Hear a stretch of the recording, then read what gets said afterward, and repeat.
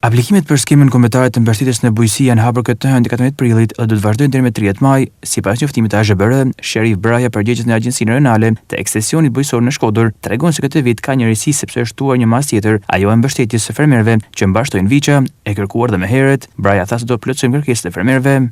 Këtë vit ka një risi se është shtuar edhe një masë tjetër, masa e mbështetjes së fermerëve që mbashtojnë viça për majmëri.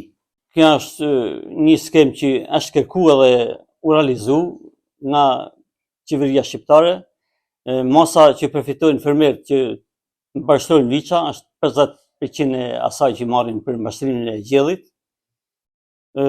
Fermerët janë informu nga ekstensionistat në terren, janë informu për kriteret dhe për masat që ka qeveria në këtë aspekt për mbështetjen e fermerëve. Kurse sot kanë fillu aplikimet. Në Arebin e Shkodrës janë rreth 9 punojës në dispozicion në 5 zyra. Mendojmë që ne do t'i plotësojmë kërkesat e fermerëve, s'do t'i lëmë pritje, do t'i plotësojmë dokumentacionin, do të aplikojnë në kohë pa probleme, në mënyrë që edhe ata të krahas aplikimit vazhdojnë edhe punët e tyre në fermën e tyre. Ai tregoi kriteret për të përfituar nga skema. Kurse kriteret për ta përfituar mbështetjen financiare është dokumenti i tokës, i marrjes tokës në pronësi. Është certifikata pronësisë ose AMTP-ja, akti i marrjes tokës në pronësi. Me hartën treguese edhe me kartelën e pasurisë, ata që kanë tapin e rregullt, aktin e marrjes së pronës. Në blegtori financohen mbashtrimi i gjellit, i të imtave, i bletarisë dhe i viçave për majmëri.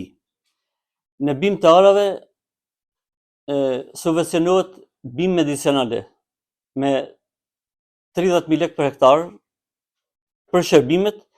Krahas kësaj mase të gjitha këto bimë medicinale dhe bimë dhe perimet në sera, që edhe perimet në sera është një masë tjetër që përfitojnë, krahas përfitimit që marrin për këto kultura, marrin edhe përfitimin e dytë të punimeve të mekanizuara në shërbel. Do të thotë, marrin për 30.000 lekë për hektar për shërbelin, ndërsa marrin edhe për proces të mekanizuara të shërbel. Në bujqësi përfitojnë vetëm serat, tunel plastike, serat që mbjedhin perime, lule shtrydhen sera dhe rrush në sera.